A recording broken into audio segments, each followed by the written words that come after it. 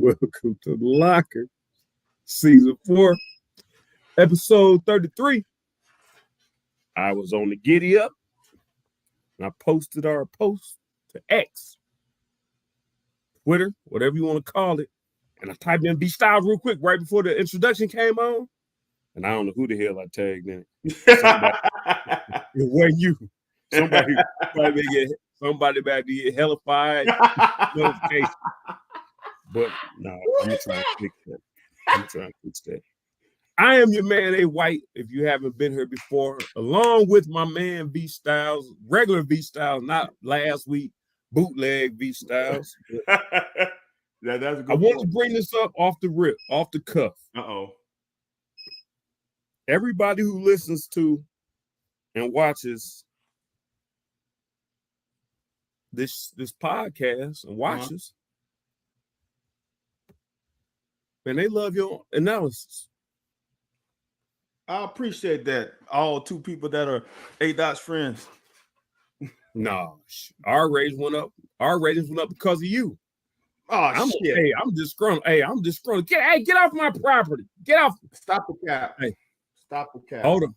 So here's the thing. So I got to thinking. Uh-huh. And this is, dude, people getting premium shit on the low. Listen for sure.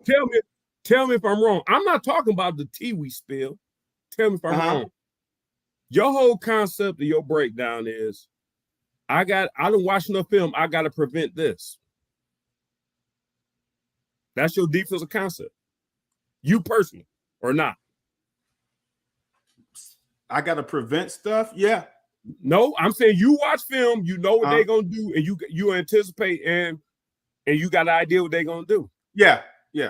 And you've listened to me talk on third down, money down, I know exactly what I'm going to do. So how are you watching film saying, I think they're going to do this, and you plan to stop me?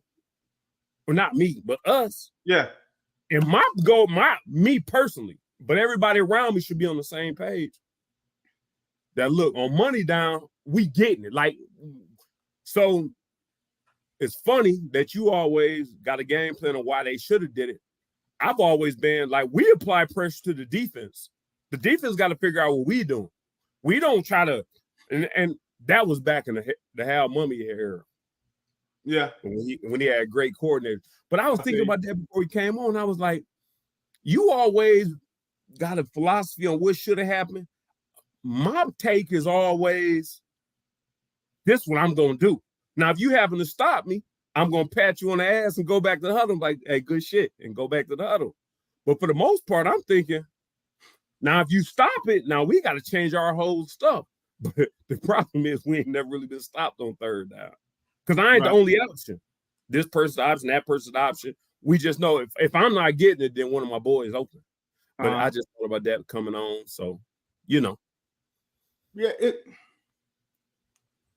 I'm going to say, people don't understand how hard it is on defense.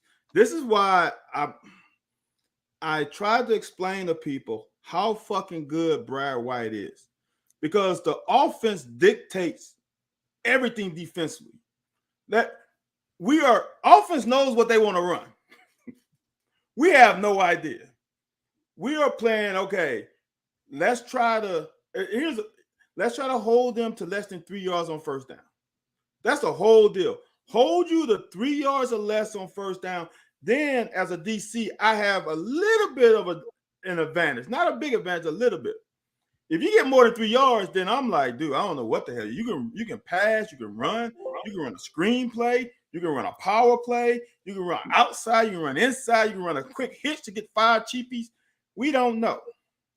So, for people want the defense to fucking stop people all the time. It is hard as hell to stop an average offense consistently.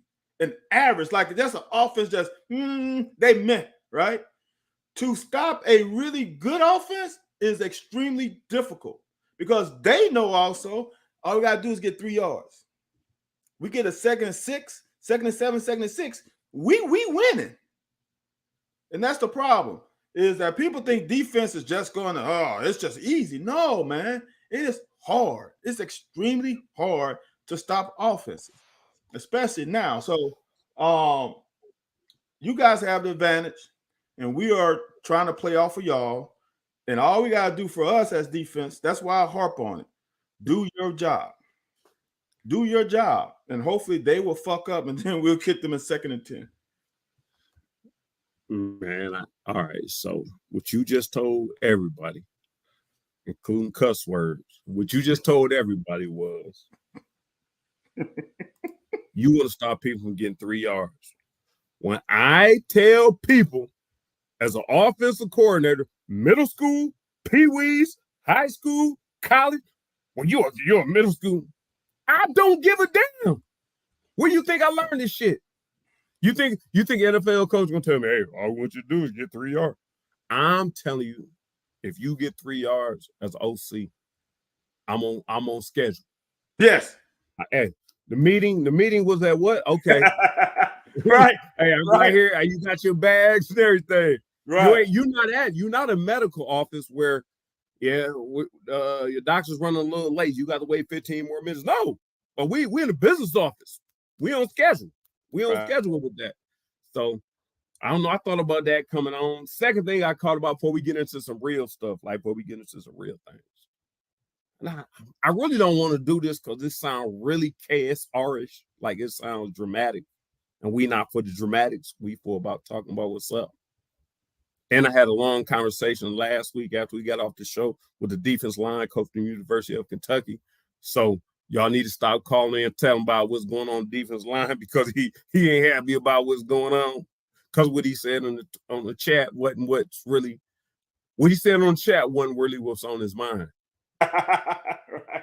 Right. But Will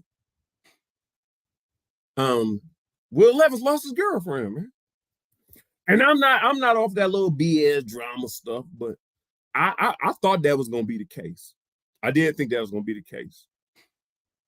Did you? I don't know if you ever thought of yeah, no, when it happened, everybody kept talking about his girlfriend. I was like, man, this dude about to lose. Because if Will, you played in the NFL, and I'm not saying that is okay. I'm not saying that this is not a topic we really discuss on here. I just found it I foresaw it. Because they kept having the camera hurt. And when we got done, I was looking for comments on what people saying about Will. They was talking about his girlfriend. Yeah. And it was just average Josephs. Imagine. You know what happened with Joe Horn and his offensive line over in New Orleans. They're down in the boot. You know what happened? Mm-hmm. Your girl gets shown on the screen. Somebody with a little pocket change. Like, hey, come over here and play for this team. Yeah. I'm not saying that's cool. I'm not saying that's cool by no means. That's bullshit. And she probably did him a favor because if he didn't make it, it was going to happen. But I think he going to make it. So what are you saying though? Because I don't know the gist. You know what I'm saying? What's your take on that? No. I already thought when they kept showing her thing, I said they going to be in her inbox. That's all I said. They're going to be in her inbox. For sure. So what you saying is that she the one who ended this relationship, or she was the cause of the end of this I have no idea. They never said. They just said the relationship is over. And she got a Burger King deal. I don't know what kind of Burger King deal she got. It's the whole thing is interesting to me. I would say this. For an athlete, most relationships from college don't last.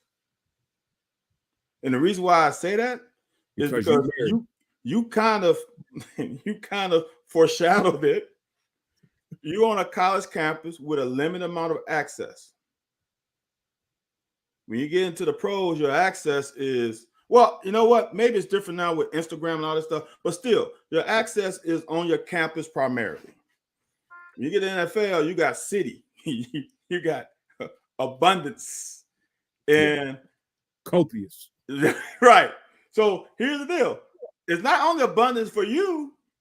If you bring a girl from college, it's abundance for her too. Yeah. And I'm going to say this. As a quarterback now in the NFL, you got to be the first one in, the last one to leave. Don't matter if you're the starter, the backup, the practice squad. You got to be the first one in, the last one leave. There's a lot of time in the day where you're neglecting your better half. And if your better half is used to you spending time with her, and now you don't have no time, she's wondering, well, why don't you have time now? I'm in the film room all day. Well, you ain't even playing. Well, I gotta be there. Because what if I play? I can see that being an issue as a quarterback. Now, us defensive players, we clock in, we clock out. 4 o'clock, we up deuces. Quarterback probably get out there at 8, 9 o'clock at night. So it seems like you heard somebody heard something like she was. I heard nothing. I don't know. Nothing. No, I'm saying when it was going down, I was thinking that. I was like, they keep panning the camera on her. He over there looking average. Now I ain't say looking average, whatever you think, but the money ain't coming in. She was looking dabble now. I'm telling you, Van, you married. So you said somebody told. So that's here gonna drop y'all getting in the locker. 23 Van, years married. 23 years somebody married. told me something, Van. The problem you got is you married. Yes. When I open my eyes, I see opportunity everywhere. I'm sure you do. That's what I'm saying. So I'm saying, but I'm chill. I'm a chill dude. Like I'm a chill dude. Like I'm not off none of that. I'm just saying. You can't help but look though. All right, that's what I'm saying. I'm like, oh, somebody. No, that's where I'm at. It wasn't me, but I'd be like, oh, somebody gonna pick that up. That's what I was off of. And the bad part about it is if y'all having rough patches, there's so many options outside of rough patch. And Will Levis it's like those basketball players, that walk in the store or come on a plane where they're 6'7", 6'8". Oh, that must be a basketball player. Will Levis doesn't look like the average human being. So he's either played for Vanderbilt or he's on the Titans or he's something. And that automatically gives you a clientele. And I'm gonna stop with this. Here's the other thing. We both know this. When you make it to the NFL, I don't know if they still do it, but for me, you get an NFL card. Yep. So that means you get access. I don't know now. No, I think that stuff digital now. But I don't know what they do now. Yeah. So my rookie year, I gave my NFL card to my cousin down here in the boot. Go ahead and get through the club, yeah. Dude, he from that moment on, he understood what it was like. You're like, oh shit, really? You just get in when you want to get in. Don't have to pay no cover calls. Just you get VIP if you ask. But they want NFL money too. That was my Facebook post today. Yeah. I don't know. That's interesting. You're right though. It's kind of like he put her on the map. So now she is hot commodity because she's an attractive young lady with an NFL player. Because you were sitting, if he wouldn't have been sitting in the room, it would have never been the thing. Right. That's what the crazy thing is. If he would never been sitting in that room, it would have never been the thing. Good point. All right, here we go, man. Let's get into. We're going into SEC action. We just played against Akron. Yep. Your boy Ray Davis looked like A. White. No, Dude. He did not look like A. White. He looked better than A. White. Your boy getting it done. He had 10 touches for about 170 yards. Ridiculous. No, I ain't gonna knock it. That getting 150, 160 yards combined. We applaud that, but it's hard to do. I know some people do that shit, wake up and do it, but can we live off of it? Can we live off of it? Yes and no. I'm afraid, y'all. Yes and no. You know this because you tell me this all the time. You just can't take the big plays off of running backs stats because, well, he had 200 yards, but he had 3 of 70 yards plus. I mean, you can't take that away from him. But with this one, this is why I say yes and no. The yes, because he ain't getting enough fucking touches. It'll be different. He got 30 touches and got like half a yard, 2 yards, and minus yards. Then he hit him with a couple long ones. He only got 10 touches. 2 of them 10 touches were 50 plus yards. And then he got another, three? Was the first play 50 or was it 40? No, it's 50. I thought that first joint was 50. So he had 3 plays of 50 or more.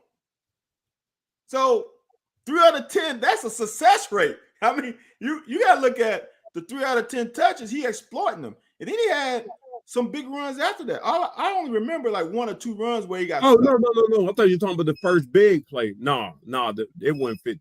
The first pass play? Yeah, I thought you were talking about the first breakout joint. No, his first one, it wasn't 50. No, that wasn't 50. So the first play of the game, he went at least 30 or 40. Right. Then he touched the ball for a minute. Dude, 10 touches, Anthony. And the crazy part about it, he went the first game, I think he got 15 or 17. And each week he got less touches. He didn't get more touches. He went the other way around.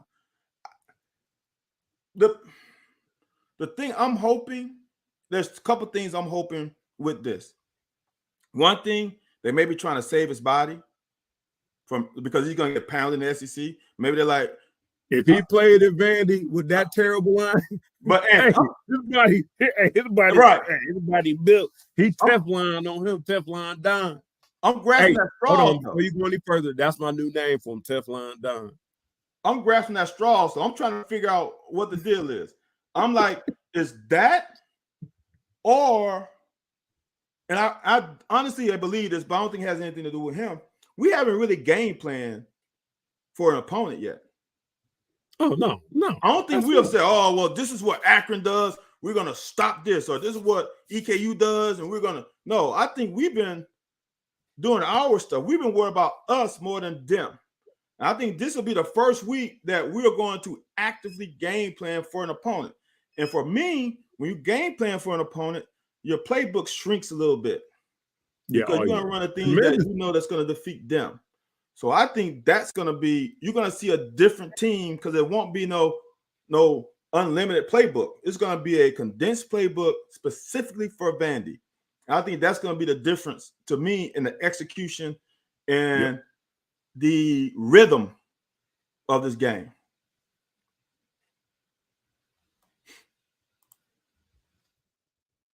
Well, hold on. I understand what Steven's saying. We average 9 yards. Cobby Cow come up with this cockamamie scheme. No, we ain't sliding them out of running wide receiver. We need if anybody is Hermbay, Demi Hermbay, Sumo, Demi. Yeah, he need to be the one. He nice. I'm saying, but no, instead of moving somebody out to the wide receiver, have them damn receivers out there do what they was paid. Fucking job. Paid. I thought I was talking NFL, boy. What they are signed to do. Go ahead. No, you're right. I just think, to me, this game is the most important game because I want to see how are they going to play with a game plan week specifically for a team. I want to see them. I want to see how, if we don't come out and perform this week, it's an issue for me. That is a fucking issue. But I think this is the week where we become, like someone asked me, do we have an identity? I don't think we have one because we didn't try to have one. Right? I think this week we're going to see an identity with the offense and the defense. And I'm looking forward to this game big time. I think we knock the kinks out. We found out what we can do, what we can't do, what we possibly can do, what we can tinker with, what groupings we are most successful with. Because, dude, this defense, Dude, that was times in the first quarter. I'm like, who the fuck is that? Who? Wait a minute. They had to get out roster. Who? Oh, DHY. Oh, that's John. Oh, that's. I'm like, who? We emptied the cupboard defensively. Good. Let's catch up with our peoples. So Johnny KY Blue says,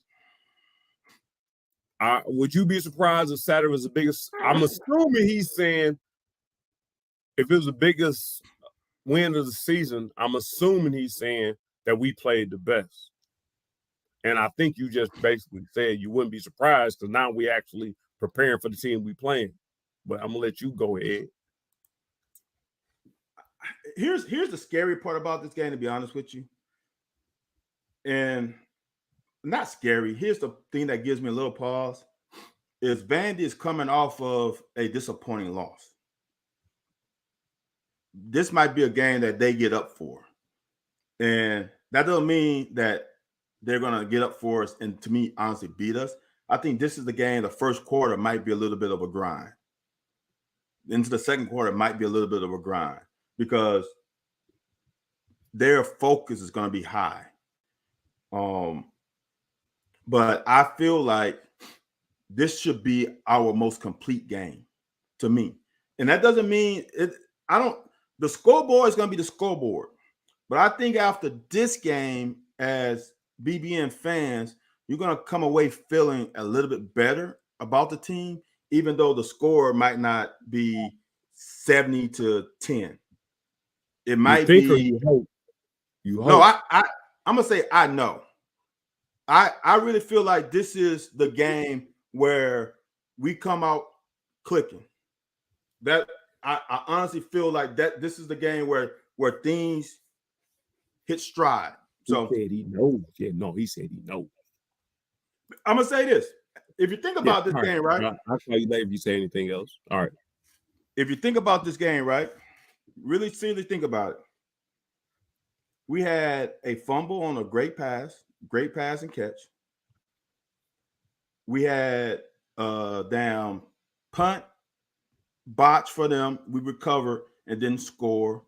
We had a touchdown call back on a holding. This game could have easily been in the 50s. Easily. Now, it wouldn't have been 50-3, I mean, because they missed 2 field goals. So it could have been 50-something to 17. So I'm gonna tell Vandy's coach that fumble shouldn't have counted. I'm gonna tell Vandy's coach that fumble shouldn't have counted. The fumble shit don't count, but I'm saying, wait a minute. Are you not? Did you ever get an interception jumping over a receiver's shoulder, jumping over him because you couldn't get around him and get an interception? Have you ever done that before? Yeah, hold on. Let me explain to you why I had to do that. No, can I? Oh, so yeah. No, I did. So you cut my time short? No, go ahead. So have you ever went over a receiver because you didn't have time to go around? So you jumped over their shoulder and you actually got an interception to turn the ball over for your team? Yeah, but that was on purpose. See, now I'm not done. Yeah. Can I explain why though? So maybe I know why you did, but go ahead. I know why you did. Go ahead. Okay. So as a DB, here's the reason why. That was my senior year, and the year prior, my junior year, we played Auburn. I wasn't supposed to play. And I played aggressively. And they came out in formation. You always play aggressive. Yeah. First down and 10, I'm like, they're going to run a hitch. I wasn't supposed to play. Coach Arthur said, Van, we need you to go make a play. I'm like, okay, coach, we're going to make a fucking play. So I'm like, they're going to run a hitch. And what my dumb ass did was I went straight inside and they ran a hitch and go, and they fucking got it was a touchdown. So I got scored on. So I said from that point on, what my dumb ass going to do, I'm going to break on the ball to tackle the receiver. And if I have a chance, then I'm going to try to get in front. That's why I had to climb over his shoulder, because I was trying to protect myself from getting beat again in case you run a hitch and go. Because if you run a hitch and go, I'm going to run right into him. You get the PI, yeah, take the PI. No, it wouldn't be a PI because in college you can hit him. Ball not in the air. He run a hitch and go. So he runs a hitch and I break. And then he tried to turn up. I jam him. That's an interesting thought. So then we good, right? So I'm going to play the receiver first. Then I'm going to look back. Oh, I can get that. Most times I could come around like the Peyton Manning. If you look at the Peyton Manning interception, I came around on a curl route and got it. On this one, I have enough time to get around them. I had to jump over top of them. So that's why I went that route. That's interesting. And I've realized this 20 years after I played, is I thought a lot before the play. And I just realized most players don't. I realize now, years later, that most players don't think before the play snaps. I'm thinking of what route that I eliminated. I eliminated this, and this from formation, down and distance. What part of the field they on? I'm like, okay, he ain't gonna run this, and this. All right. Now I'm thinking, okay, what if he does this? This all happens in quick time. Then the ball snap. But so that's why I did that. Most players will just, like I did when I was a junior and sophomore, I'm going to go take one. Now, as I got a senior, I started playing smarter. It just kind of goes back to, and I the first time I heard that explanation, so I understand now better. And I appreciate the effort better. But I'm saying the other coach on the, well, if he had jumped over it, if he hadn't done that, if you catch that, we're looking at 1st and 10. Yeah. So I'm telling you, stop all this. If this hadn't happened, we only going with what happened. Okay. Damn semantics. Okay. That's fair. I can't live in that area. I can't live in that area. I can't. Because me, as a high school basketball player, as a high school football player, I knew I was going to do something exciting every night. The people who couldn't do exciting shit thought it was luck. So that's why, if you call it, that's why motherfuckers call their shots. Yeah. Anyways, here we go. So we finally get down to nuts and bolts. What was your take on the Vandy game? Which one? Not the Vandy game, the Akron game, my bad. Akron. It was hot and cold, to be honest with you. And you wasn't even here. How you know? Huh? They were fighting in the stands. Oh, I heard that. I heard the fighting. It's that they serving alcohol now, man. Oh, here you go. So people weren't getting alcohol in the stands before this. Tell me what, because maybe I don't know the whole detail. Fight in the stands. I thought that was alcohol based. No. Some of them people you could tell they're wobbly and drunk. That's right. They not listen, Van. They're not selling makers in there. They're not selling makers. They're not selling Patron. They selling beers. Yeah, but hold on. You know, I done been at tailgate before and drank over 20 beers. But Anthony, I'm saying from noon to a 7 o'clock game. But Anthony, they come in there hammered though. They come already lubed up. No, that's what I'm telling you. So if they were not selling in the stadium, was it not going to be in the stadium, Van? This a lot. Oh no, it's going to be in the stadium. Exactly. So they trying to say, oh, now that they're selling it, no, they not selling hard liquor. But I would say this. Yeah, you can only get one drink per thing. So if you stand there and chug it, if you chug 3 of them in a row, I'm sure they're not going to give you another one. Okay. It's just interesting now that. But Johnny KY Blue, man, call in Johnny KY Blue. Hold on, let me send Johnny KY Blue a link so he can come in and tell us what happened if he decides. I can decide who comes on the show. I'm going Johnny KY Blue or anybody else who knows what happened. I'm going to send you the link, and you can come in here and tell us what happened. You can be on the locker. The locker. Go ahead, Van. So, why do you think it happened? Because we haven't seen this kind of stuff prior to alcohol. No, it's happened. It just ain't been. It just I done seen a couple. I done broke a couple up myself. To be completely honest, just because it's a locker, I'm just appreciative it wasn't African Americans. So let's move on to the next subject. That's the only thing I'm appreciative of. Because every time you look at the news, there's always discuss somebody's race when an incident happens. But man, the one dude, his dude down. Man, did you oh, he lined him up. He lined him out. He lined him up, yeah, he did. Man, Lord. Dude got up out of Dodge, man. I don't know, man. I mean, but I did tell you the year we beat Tennessee when Matt Rourke was a quarterback. I was with my people at Cumberland Valley Bank. I was at their tailgate, and they got a big ass tailgate. That's the one you come to, the one I be at. And I'm over there on the mic, and the dude gonna say something to me. Oh, so and so. So they all talking to him. He talking to me instead of everybody else. I'm probably the biggest person in the section. I come down up off the trailer. What's up, my man? And now you want to talk and negotiate. Now everybody started. Now all I wanted to say was, why you calling me out? Y'all lost. We done lost y'all for 20-some damn years. Now you got an issue. Right. And now this ain't the issue you want. Yeah. Yeah. So, but I've been involved. I have been around a whole lot of them, but everybody's trying to act like it was the alcohol that caused that. It's not the alcohol that caused that, because they ain't serve you nothing but Michelob Ultra, Millers, and probably Bud Lights. But if that's the narrative people want to take, my biggest narrative, and I don't want to make this a somber occasion, but my biggest takeaway from it was the incident that happened with the drunk driver when the kid got killed. Yeah. That was my thing. This shit they talking about is Nathan. That is Nathan to me. Yeah, that's a good point. That's a good point. Because I love my nieces and nephews dearly. That's a good point. And I try to be responsible when I'm partaking.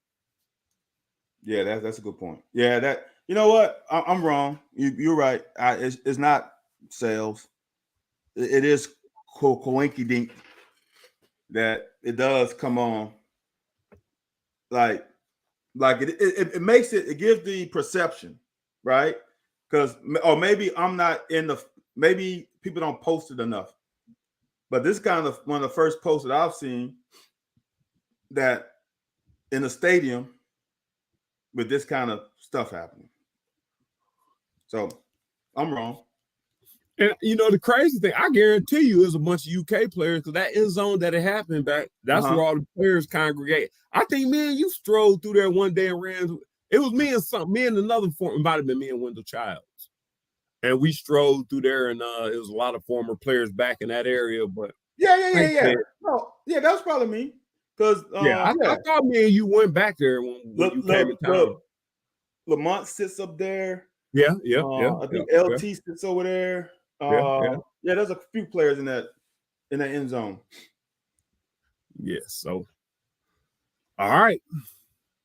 So you say we got to count Ray Davis does.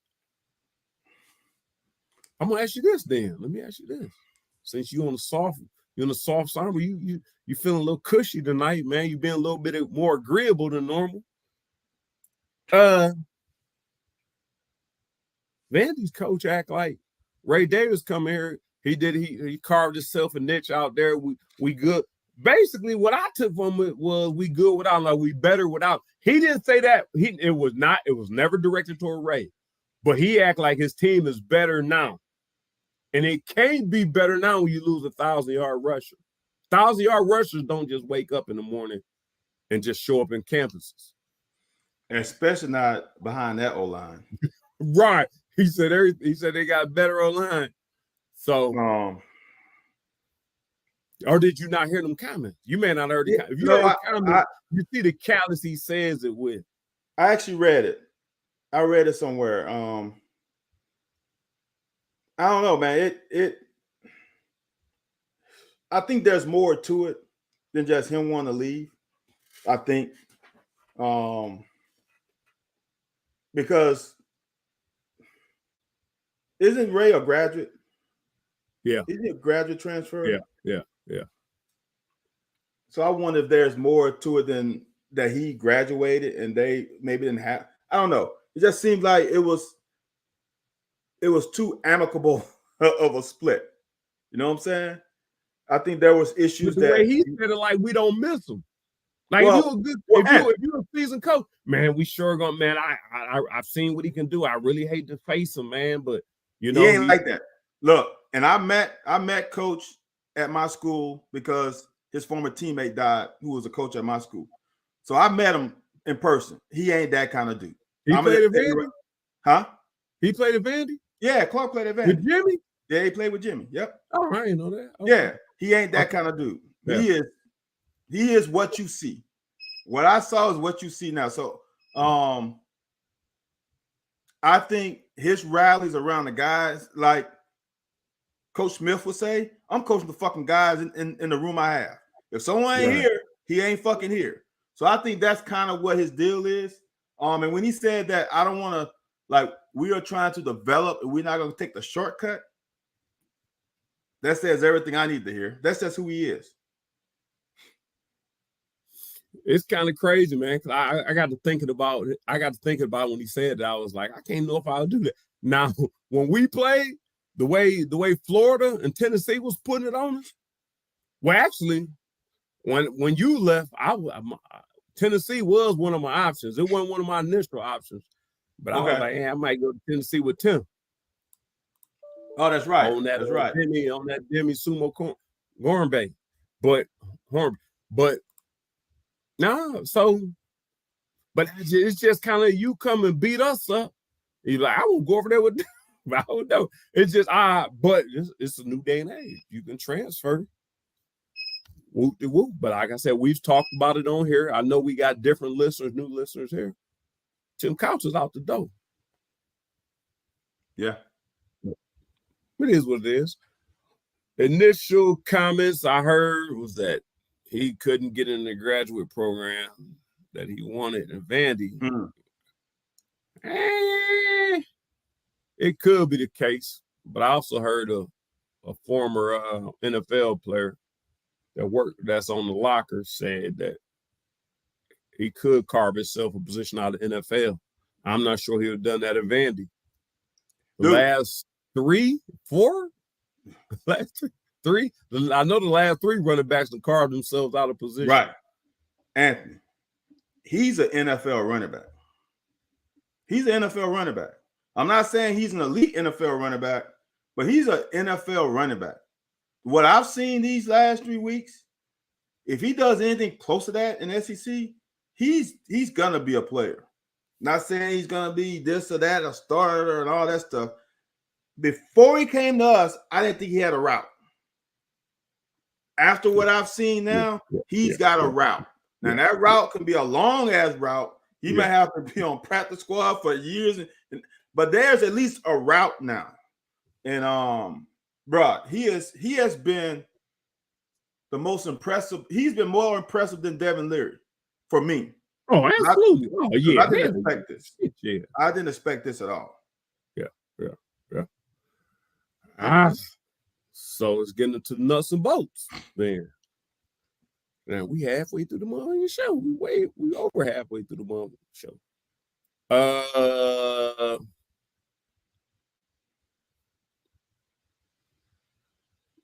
What's the most amount of carries we had this year? 23? For the whole team? Yeah, for the whole team. We had 23. We had 22 last week. Because I know you want us to run the ball more. I'm just trying to figure out if that concerns you. It does. I'm trying to find out what the most we had. But where you going? And one, does that concern you? Two, where you going to find more carries at? I'm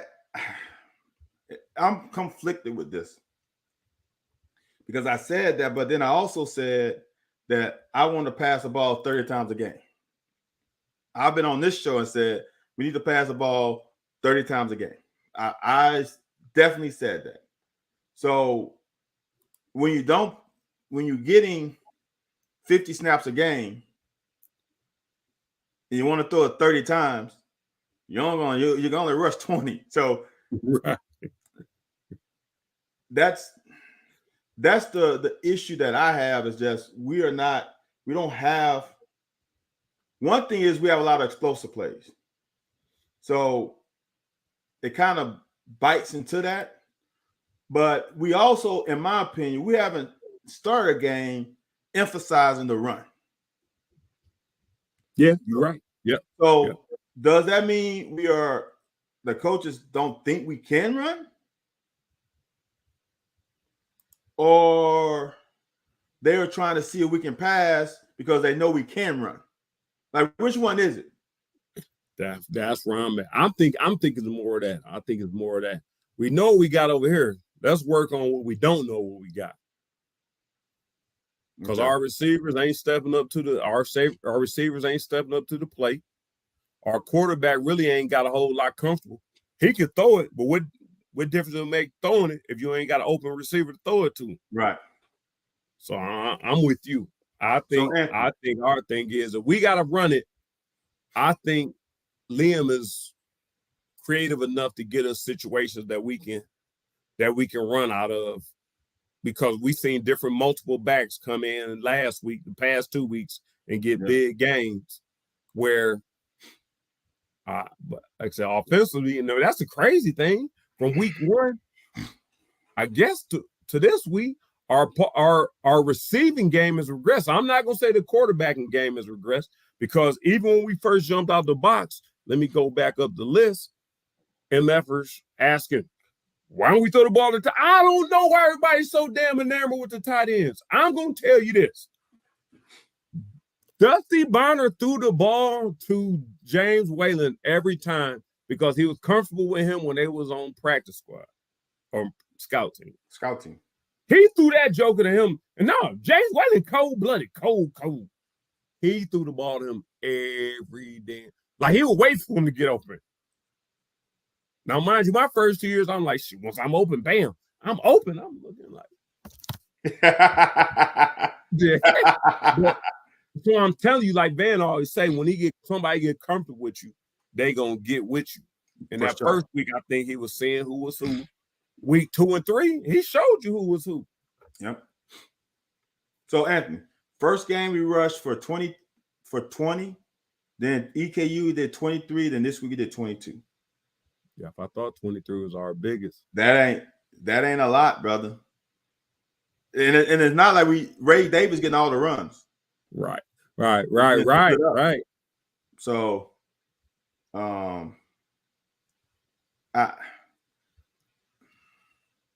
it's gonna be interesting because this week Vandy is not good at either phase of defense. They're not good at stopping the run. They're not good at stopping the pass. So, your boy Stephen C says we still shaking off Russ off QB, getting sophomore receivers reps. You think we still in the Russ phase, or you think Devin where he at and everybody else need to catch up? I don't think Devin has any rust. That ball is coming out. He know where he's supposed to go with it. He bring it on time. I think if you want to say Russ, his timing with the receivers might not be what you would want your quarterback timing to be, but he hasn't played with these guys, and he's only played 3 real games with them. Practice speed ain't game speed. It just ain't. So maybe there's some rust in that, them not having played together as much, but Devin Leary is doing what Devin Leary has been doing at NC State. He's been that dude.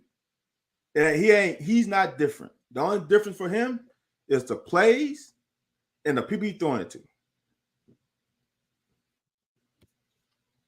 Got a question for you from Scott. Yeah, Vandy got that dudes at wide out. Vandy got it. We gonna be tested. Yeah, that is true. Here's the thing. This is what I want people to understand. And I know you just naturally pin receivers to corners. But when you play zone, it's receivers, DBs, and linebackers. It's not always on the corner. Even when they throw like a hitch, and we run a three high defense, cover 3, That's not on the corner. Corner's supposed to play over the top. So when they throw a 5-yard hitch, they just throw it into the open zone. So, I mean, I understand people want to you want to find someone to blame, but when you playing cover 3, the 2 flats are unoccupied. There's nobody there. If an offense wants to take the flat route, they can take it. It's just there for them to take. So, I mean, I'm gonna just say it like this, then we go on. I want people to simple math. There's 6 underneath zones on offense. There's 6 underneath zones. If we rush 4, that means we only have 7 left, right? If we play 3 high, cover 3, that means we got 7 guys, 4 rushing, 3 guys in deep coverage. That means we only got 4 guys left underneath to cover 6 zones. That means 2 of the zones are going to be unoccupied. And one of the zones you want to be unoccupied is the longest throw, which is the flats. That's why those flats are open. I know people get pissed off and say, well, who's covering them? Ain't nobody covering them. We ain't playing with 14 people. We playing with 11. So 2 of the zones are going to be open. That's just how life is. Now, if you go with 2 high safeties, I mean, you got 5 underneath. That means only 1 zone is open. Well, Van, because we are the locker, and we not somebody trying to just run up in nobody and trying to fool anybody. You said there's 6 zones. You never told people the 6 zones are, and people take that for granted when you talk about 12 personnel, 13 personnel. So I always have to break that down because people would like to do. I'm assuming that's curl, flat, in the middle, underneath. Hook, curl, and flat. On both sides. Right. So 1, left side, hook, curl, flat. Right side, hook, curl, flat. That's 6. So that's 6 underneath zones. Now, you want to get technical. Now, let's get technical. Now, the positive is the curl and the flat into the boundary are really close together. Yeah. So in that you should be able to cover them boundary area, you kind of almost can play 2 for 1, but there's still 1 zone that's going to be open.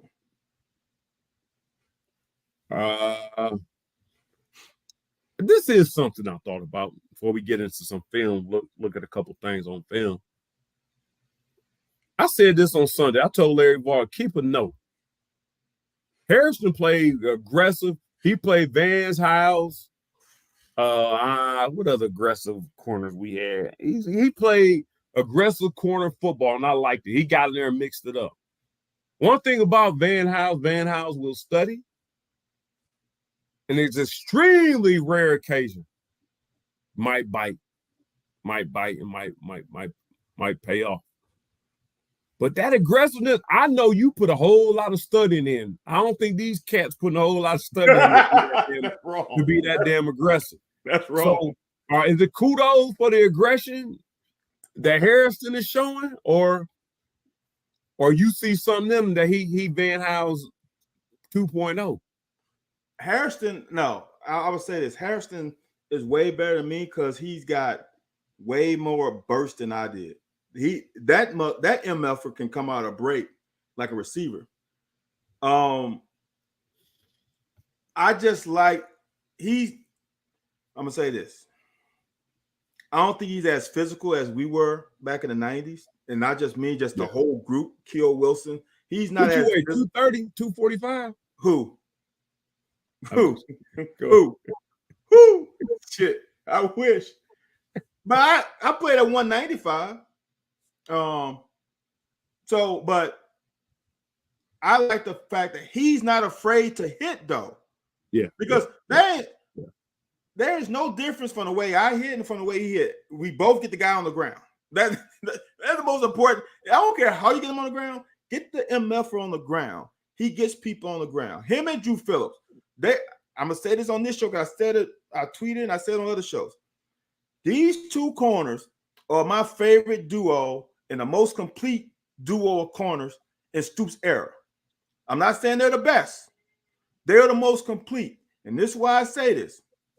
In past years, we had one corner that was a little more aggressive than the other. The other corner is a little softer than the other, where you can run to his side and you can catch the edge. You ain't doing that on neither one of these. Andrew Phillips comes up and Maxwell comes up. So they both are not afraid to get dirty. And Maxwell has, like I said, his break on the ball, he's this close. He's this close to getting one. I might be over 2 bills with them big ass shoulder pads we had on for damn show. He's this close to getting one. And Drew Phillips is just solid. So I like the way they play, but I understand what you're saying. I would say this. If he was studying film a little bit, damn, fuck. I'm catching strays tonight, huh? Damn.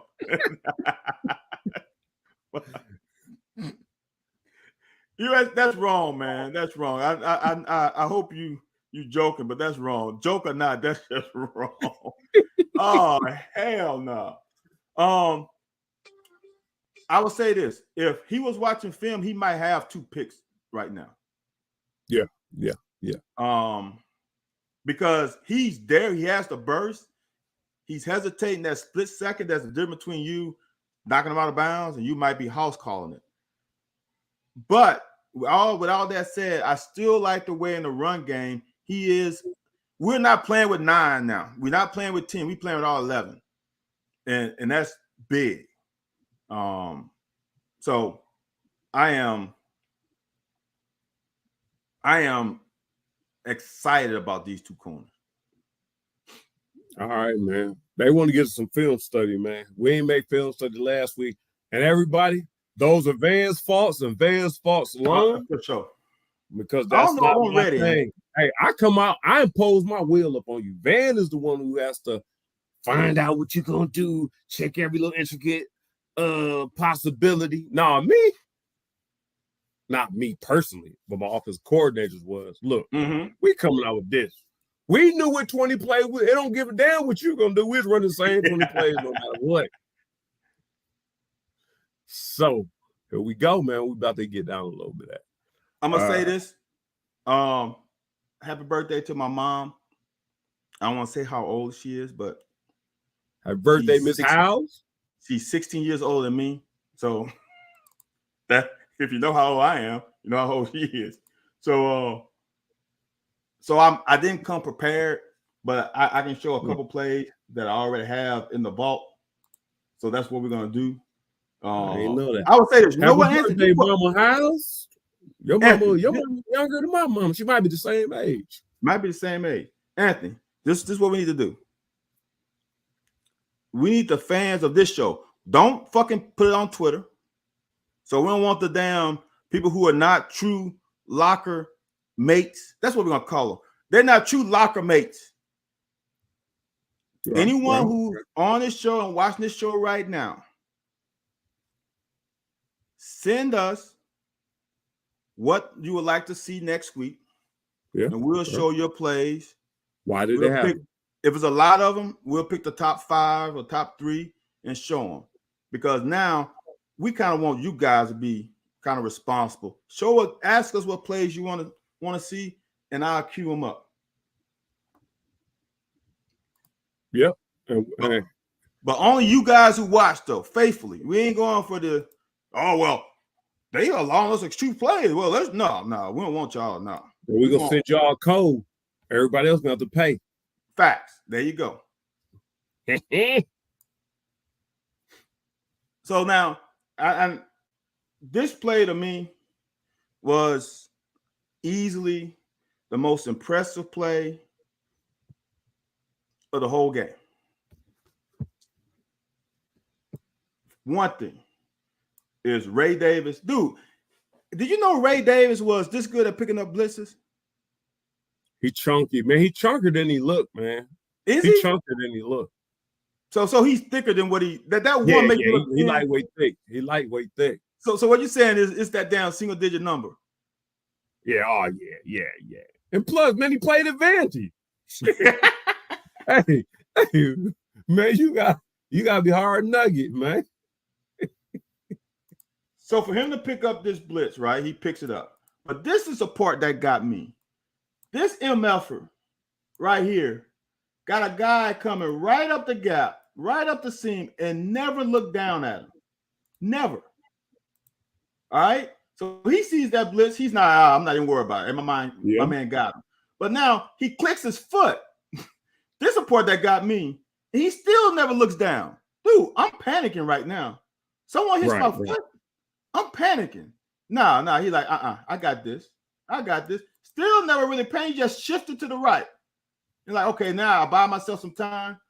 Now he's still looking down the field. His eyes have never left the same level that was right here. Never left. He's at the same level, eyesight, the whole way, pointing somebody to get down the field. He's like, okay, well, all right. The clock is ticking. It's time to go. That was, to me, the most impressive thing because of the calmness he is. He was calm. Look at that. He's like, okay, let me shift to the right. Someone touched my foot. Okay, let me get away from him. I still want to throw this ball downfield, though. Yeah, okay, go. Go over there. Nope. All right. Now, 4 seconds, let me run. That, to me, was easily the most impressive play I saw all game. But that's just me. Well, we've also said, man, on any show we've been on, Sunday morning, other shows you've been on here, if you process, and Van, and I've told you this from running back, and it's the same for you as a corner. If a guy sell you old wolf cookie and he ain't good at selling it, you're not biting. You're not coming up. You holding your ground. I'm telling you, Van, I bullshit you not. If I have an open hole and there's a linebacker in the hole, I am not looking at the linebacker. Right. No. Yeah. I'm not looking at him. I know. Where's my best option? Is there a safety in the middle of the field? Right. Or is there somebody coming from this thing? That guy in front of me is not the option. Right. So like you said, for him to be at that level, like, man, I'm looking downfield. This dude ain't about to do nothing. Let me get the ball out my hands. That's how it led to some other great plays. Right. That was, as a quarterback, as a guy who played the position, if someone touched me, I'm not panicking, but I'm like, whoa, hey, what's going on? At least getting your leg up out of the way. Right. Yeah, stepping. Something.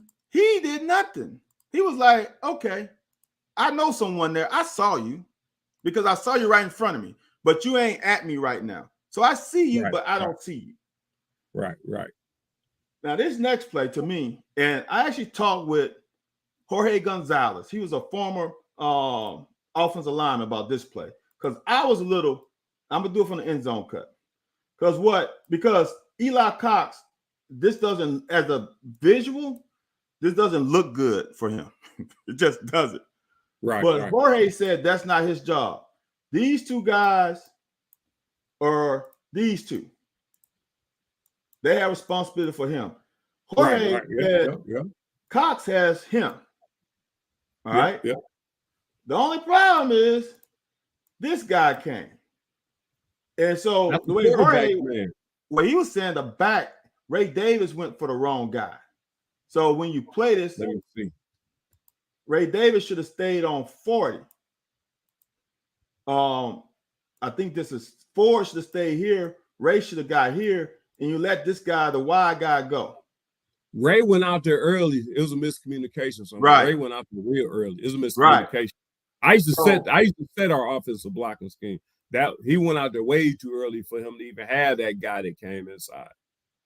But even with that said, Ford still didn't do it. Ben, I'm gonna say this. Hold on. I'm gonna say this. The dude that's at the line of scrimmage right now, that's who they must have called Mike. That's who the offensive line must have been. This one? Yeah. Is there anybody to the left? This one, 59. No, I'm saying anybody to the left of that. Yeah, you got an outside guy here. That's not the left. I'm talking about our left, the offensive left. Oh, no, they just got these three. They overloaded this side. So that guy on the hash is Mike to us. Yeah. Right. So the running back would have the guy out over the first MDM off the edge. The guy off the edge. See, and that's what somebody messed up on that. Somebody messed up on the guy on the UK symbol. See, and that's what I thought, Anthony. But like I said, ex-offensive lineman that played with AJ Nance said that he has him. I thought we'll slide this way. That's what we slide. We got 3-on-3, then here and here, and then he gets cleanup. That's what I thought. Who? AJ Nance, the basketball player? No, AJ, you know AJ. Oh, fullback. Yeah. Oh, no. AJ never set no. No. Jorge Gonzalez, who was a guard for us, who played with AJ, said that. Under your boy? AJ played under Morris, right? Under Slarman? I don't think Slarman was coaching him, was he? Exactly. No, I'm telling you, when I played, it was under Slarman. Dude, we don't care about the down people. Well, you know what? That could be a different scheme because Mummy don't want backs on down linemen. Ah, okay. So we count 4 down. All we counted are people standing up. So so 3 people standing up. Right. That's what I'm saying. 1, 2, 3. And like I said, it was anybody to the left. But in the box is only the dude on the UK, the dude on the hash, and the running back is on the play side. So that would give him whoever comes off the edge. It'll be this edge, though. In my scheme. Right. It'll be that edge, though, right? Yeah. That's what I thought. So he sets at the edge. He, regardless of who he has, he just sets at the edge. Right. So right. I was like, we got 3 to handle these 3. So this side is null and void. This guy is too far back to be worried about him. So we got 2 on 2. And then he picks up whatever else comes. So for me, Cox should have went, well, they didn't play this well anyway. They did this and this. So Cox should have picked up that stunt, Ford here, and when he came, Ray Davis should have picked that up. At the very least, Cox should have stabbed him. Right. Dude, watch. You should have stabbed him to slow his speed up. You unblocked. Like you just sitting over there unscathed, your quarterback and under the rest. Right. That's what I'm telling you. My offensive line was so cold. Jason Watts would, shit, if he ain't see nobody, he'd shove him. Like just shove him way out of his lane. I'm going to show you the end zone cut. This, to me, looks really perception-wise. Watch Cox. He touched nobody the whole way. Look. Stab the dude that comes stab him. He should have stabbed him. Anthony, hold on. This is why it looks bad to me. Watch where he adjusts his down. He adjusts his arm sleeve. He just stand up. He's going to adjust his arm sleeve right there. Dude, what the fuck are you doing? You know what I'm saying? No. Everybody thought he was sacked because he let him go. He thought he was sacked. He thought he was getting ready for the next play. This to me is bad work right here. This is a bad play for O-line, and they haven't played this poorly. But we just let this guy go. Why would you not post him? Why would you not stab him or post him right there? I don't know. Why would you just not post? You ain't got nothing to do. He's got no action. Your right hand just post him in the chest. That same thing. So for me, it seems like here, and here. Yeah. We got enough people to. It's not like they're bringing an extra person. Right. Block 6, right? And the running back went to the edge immediately. The running back had the edge. He didn't have that guy. The running back went to the edge immediately. So that means they messed up, right? So that's a miscommunication here. Cox did. Like Cox, if you got why would a running back be blocking and you got an offensive lineman unscathed? Right. That's what I'm saying. But Jorge said different, so I don't know. But just imagine if they block it. Look at this. Look at this guy. I think this is Caddis. Wide open. Go back one more time, man. Go back just a small bit one more time when they're coming in. Right before he get to Cox. Okay, so he coming in the Cox. Cox got his hand out. Yep. Shove the motherfucker. Just shove him. Like, why did you bring your hand back in? Like, go ahead. Like, that is just dumb. Like, that's just dumb. Is that not dumb? That's what. But I'm telling you, Jason Watts used to do that shit all the time. We used to watch them film, and on the running back film, we were like, damn, Look, watch this D lineman, watch his nose guard. He's just shoved. Like you pull your arm down, like go ahead, my bad. I was in your way. This is the part that got me though, Anthony. And then I'm gonna go back because this run by Ray Davis was pretty impressive. When he has no action, what is he look? What to me? What is he looking at right now? Honestly, everybody thought that Devin would probably say, "No, man. What's he doing right now, though?" Okay, so now watch. He looks back while he's adjusting his fucking arm sleeve. That's a bad rep. I don't care what you say. That's not a good rep. He hasn't left. At least Dylan. I think Dylan Ray lost his guy. At least he's like, oh shit. Let me hustle back. Right. Pick let him me up find some work. right? Yeah, let me find some more work. Eli Cox is like, what the hell happened? Now to this dude. Now, dude, this right here, Anthony, this has you written all over it. Now, from this standpoint right here, if you would have had to guess how many yards Ray Davis would have gotten, you would have guessed what, 5? Tops?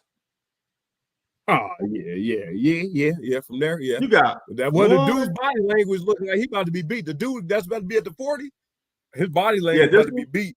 Yeah. He leaning too much. Yeah. But dude, this is where it becomes. Yeah, I'm surprised. Yeah, I ain't know he was that. I ain't know he was him. I ain't know he was that dude. Yeah, I ain't know that either.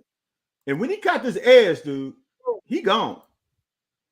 I didn't know he had that juice, man. Gear. He got it. I didn't know he had it. Now, that's why Cox knew that was going to happen. Cox led him into the end zone. I didn't know, and these are all Ray Davis. Someone has a play they want to see. I can pull it up. But this one here, man, another one. I didn't know he had this juice, man.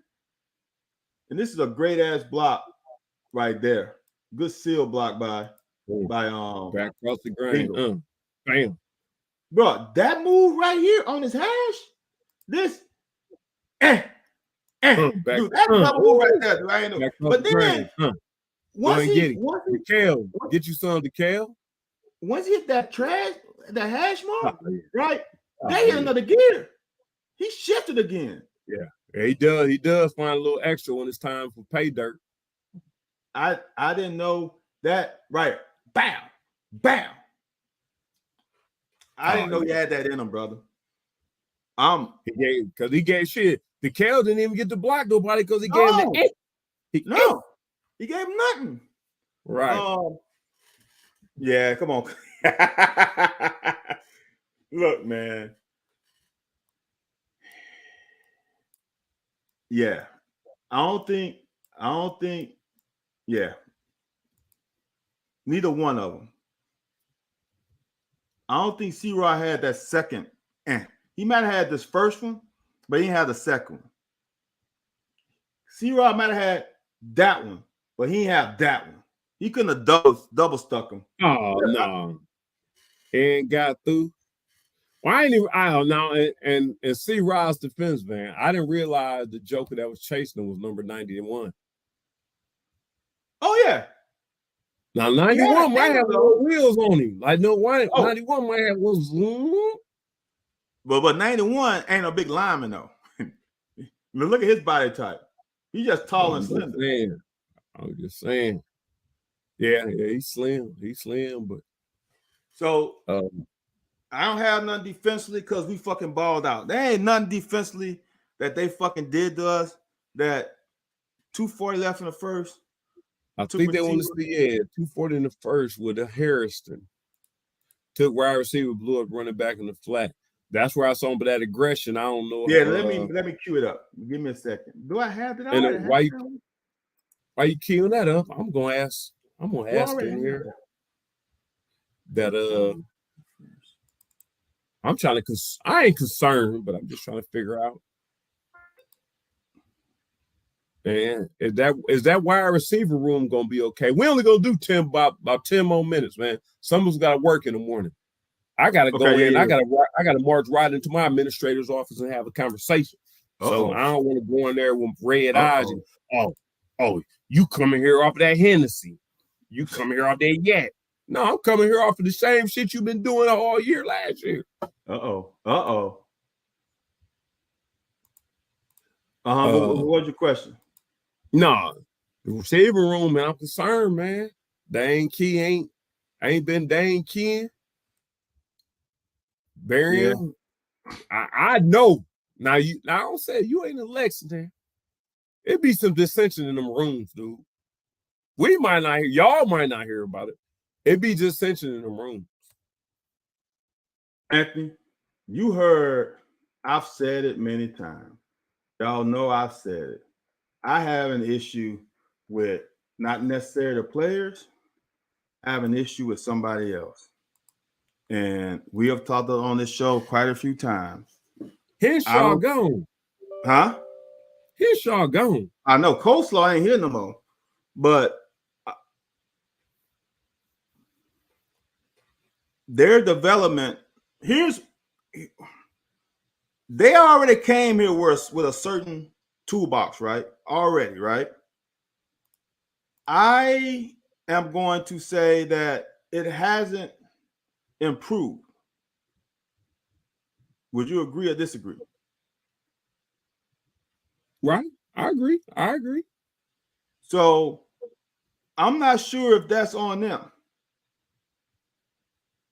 I'm not sure. If y'all hear me, I think I'm froze. Nah, you good? We hear you. Okay. So, my thing is that I don't think they have improved.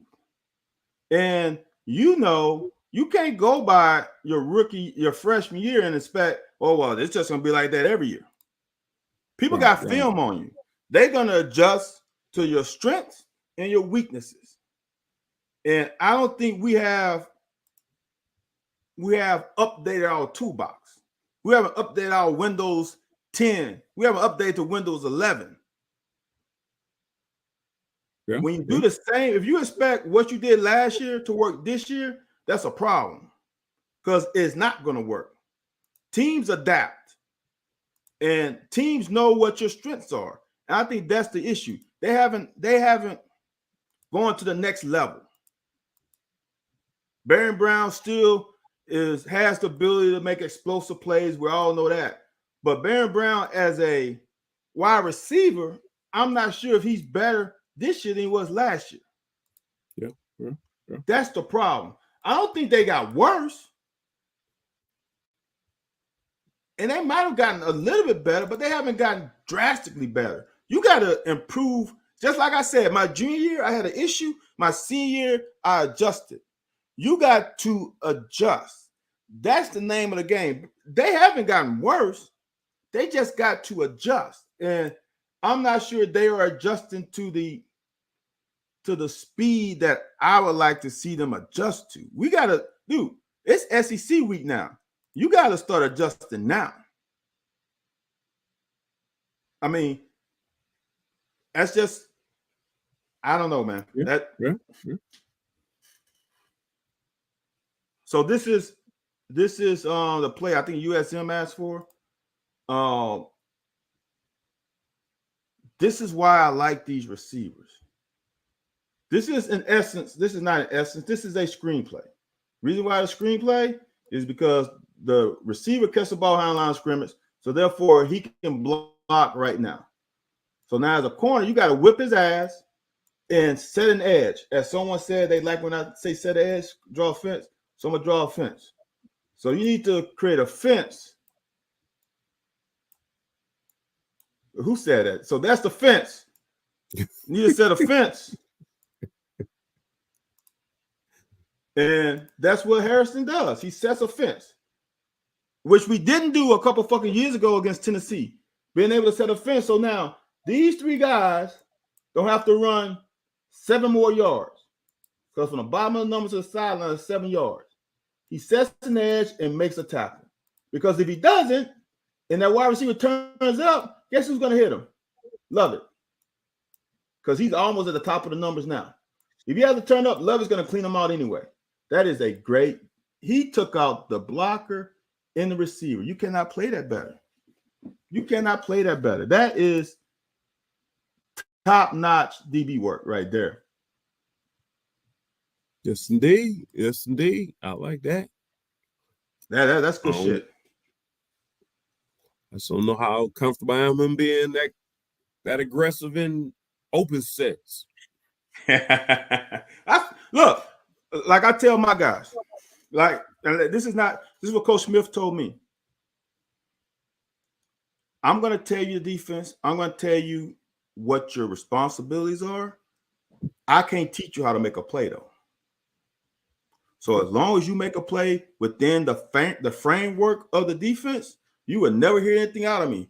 But if you don't, you fuck up, that's when I'm going to yell at your ass. That was clear as day from day one. If you make a play, he don't care. If you don't make a play and you do something outside of the framework of the defense, then your ass is mine. Simple as that. Ah, man. All right. People. Whoa. Uh-oh, here we go. Do you see what Scott Gregory said? It's because Woodward is white. Oh, no. How did I miss that? Oh, he came in right when we were breaking out the film. No. It's because we're white. Is no. It ain't? No, it ain't that. You sure? It might be a little bit. No, I'm just joking.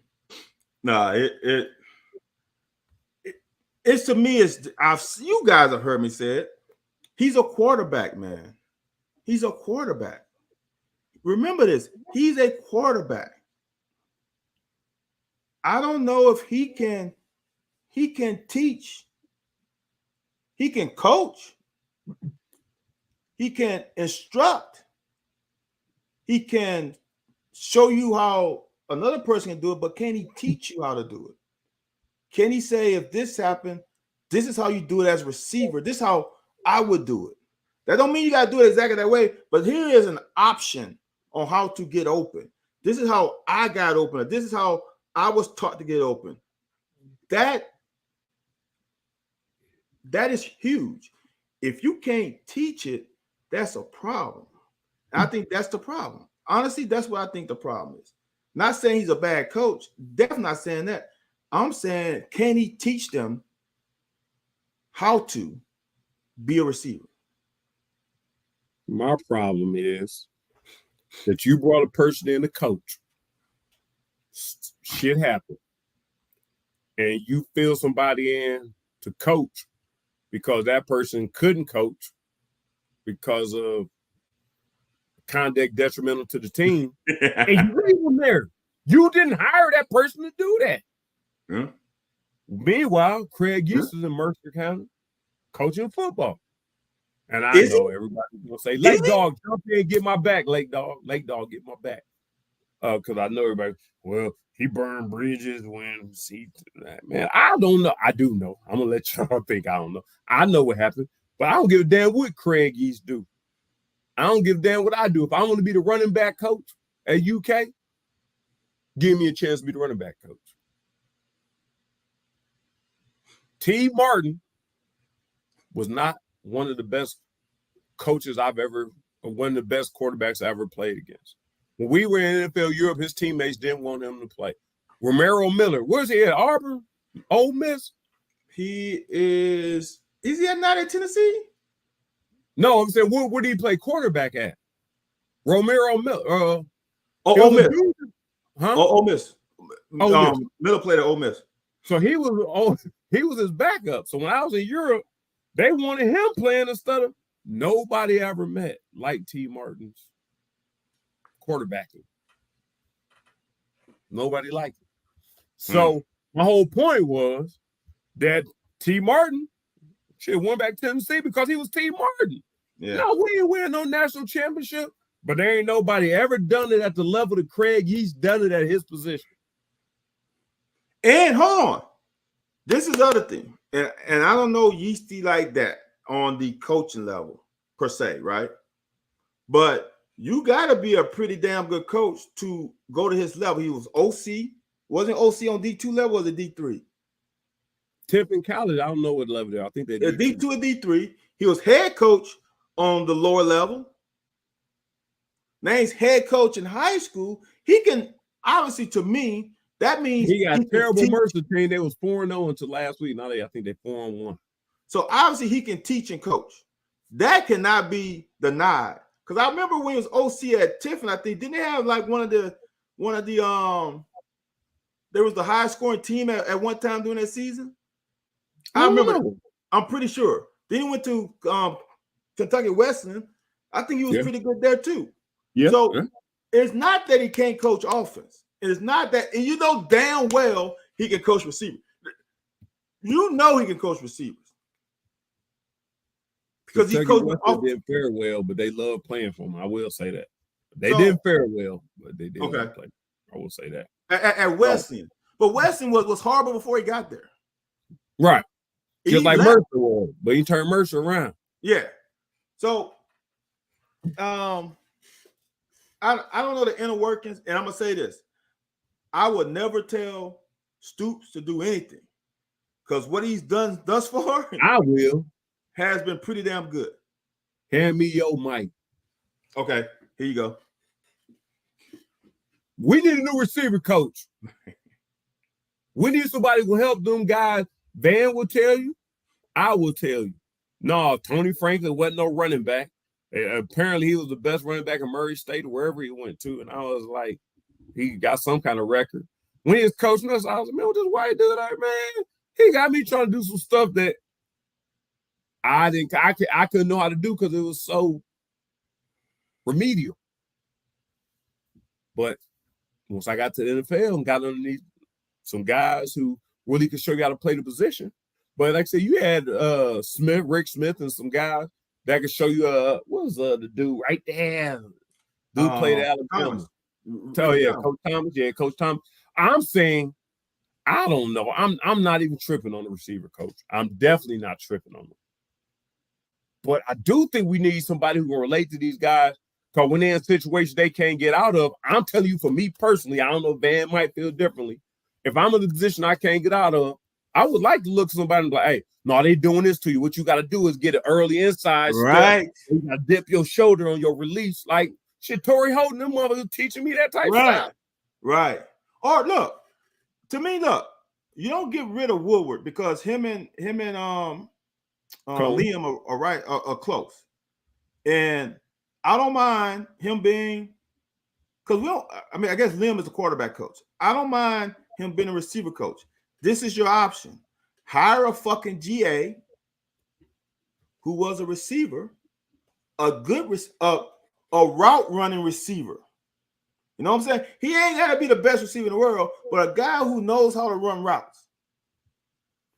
Get him here to be the GA so to teach these guys how to run routes.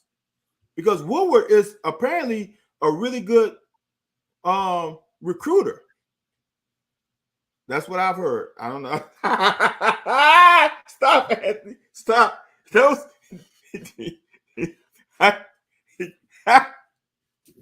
How do you question something without questioning it? Anthony just showed you how you do it. I'm not saying. I ain't trying to. You acting like Lynn Bolden available. Bolden probably ain't available. No. So I would say would probably be good. I don't know if you can afford him at this point. And I don't know. You know, probably Keenan Burton. Yeah. Keenan Burton, professionalism. Yeah. He was a technician on routes. Keenan Burton. Hey, if anybody know Keenan Burton's number, we're not trying to get rid of the receiver coach. Huh? Isn't Keenan local? He do some receivers local. I done ran into him a few times. He wherever you want him to be. That's kind of he got that kind of money. I think he in Texas somewhere, but I think in Frisco, Texas. I think he wherever you want him to be kind of money. I feel you.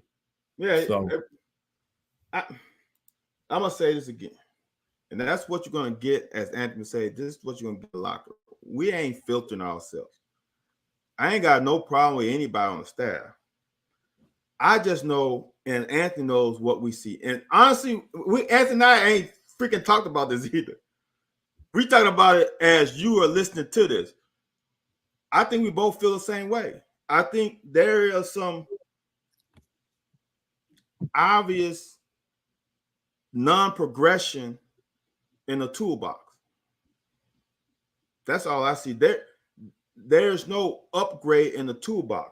And here's what people are going to say. And this is where I'm going to stop y'all from saying this. Well, how about Taven Robinson? Taven Robinson already came with a toolbox. His toolbox was created at Va-Tech. He had a toolbox. So how many more tools does he need? Because he played what? 3 years at Va-Tech? His toolbox was pretty full. Yeah. Now, do you need to they called it sweet feet. That spoke for right. itself. So did he need to maybe resharpen some tools? Sure. But as a tool maker, you can resharpen your own tools. You don't need to go to an external force to sharpen your tools. But when your toolbox is a high school lunch pail, that lunch pail needs to be upgraded. And you upgrade your toolbox in college. I think Barry Brown and Dane still has that high school lunch pail. It hasn't been upgraded yet. And the bad thing about it, here's the worst thing that happened to a guy who comes in with a lunch pail and not a toolbox, is when you are successful. So they were successful with that high school lunch pail and believe, oh, well, I can just keep this shit then. I can keep my damn Paw Patrol lunch pail and be cool with it. No. They're going to catch up with that damn Paw Patrol lunch pail. You need to get you a heavy-duty toolbox. That's what we need. Yeah, no, you're absolutely right on that. Like you said, them young cats coming, I was kind of concerned about that.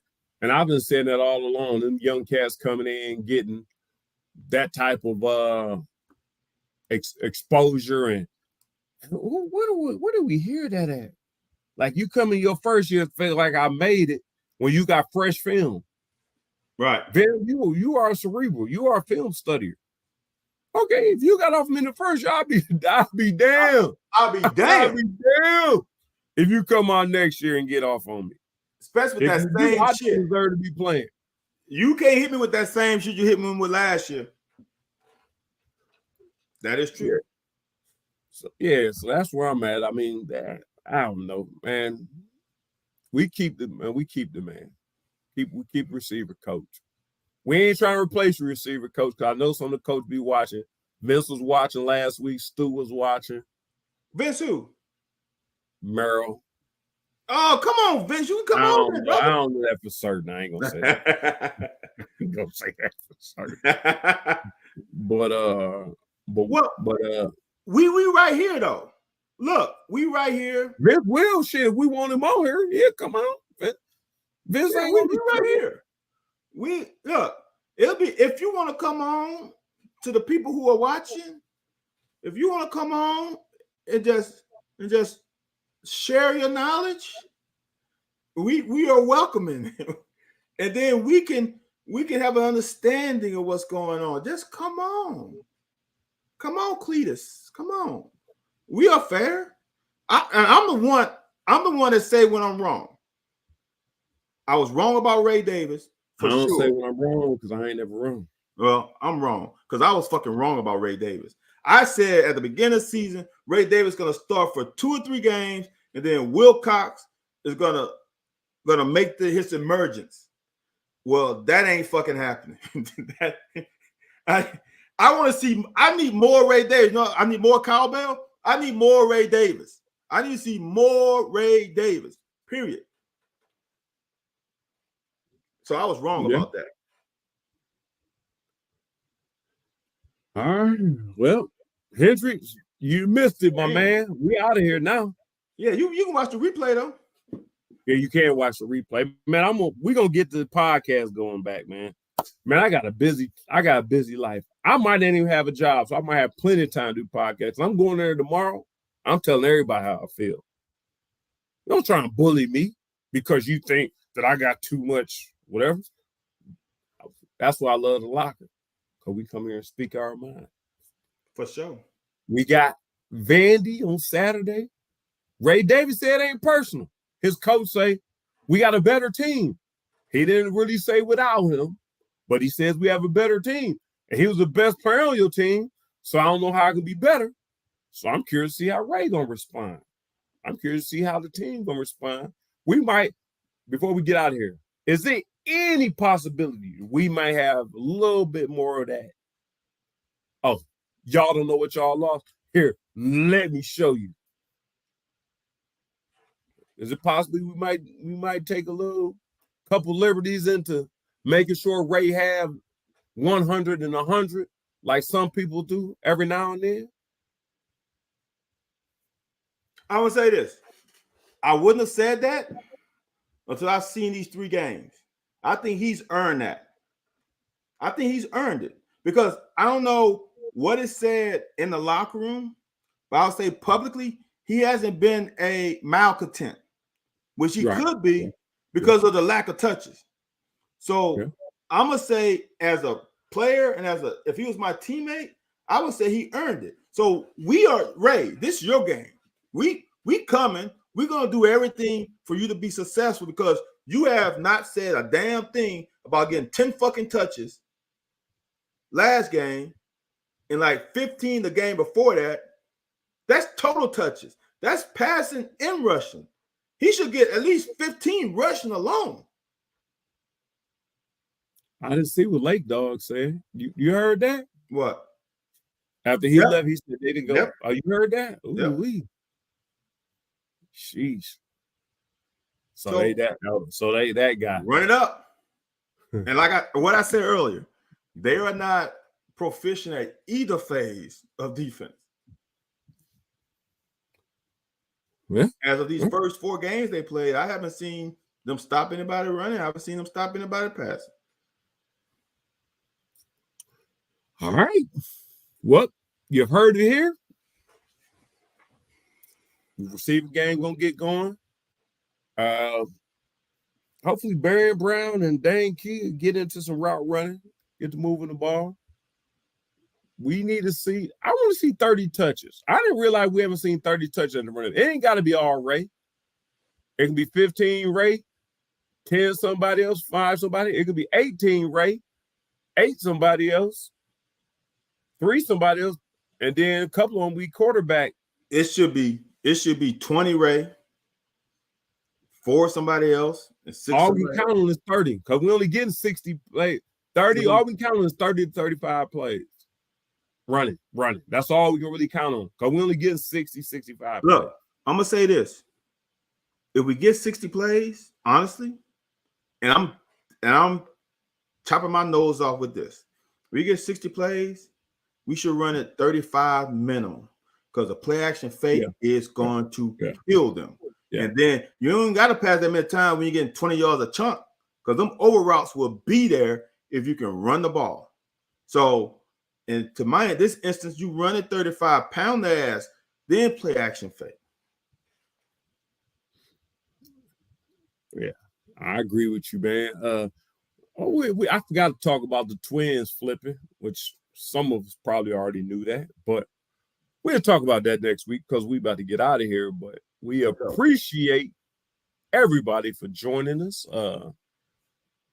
We're going to have more to talk about next week because it's going to be Vandy game. We're going to be in the SEC, and we got Florida coming into Cats Den. We got Florida coming in here. This game is going to speak volumes. Man, we're going to have you on Sunday morning.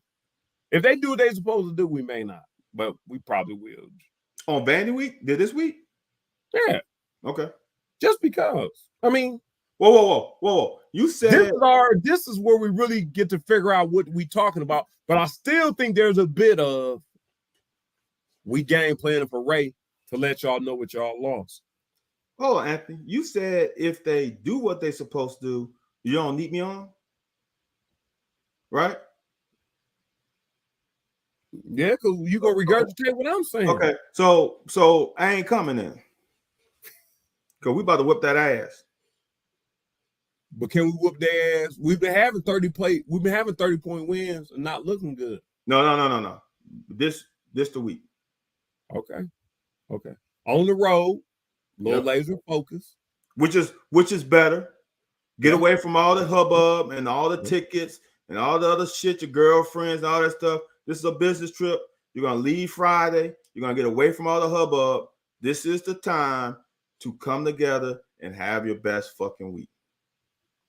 They got all that construction going down there still? Yep, both end zones. So we gotta kick field goals through a crane? That gotta be different, man. Yeah, it's gonna be the backdrop. If you was a 3-point shooter, you'll be in trouble. The backdrop is horrible. Ooh. Why not just play in Tennessee Titans Stadium? Vandy got bread. No. Vandy got money. No, but then you lose money. They lose money.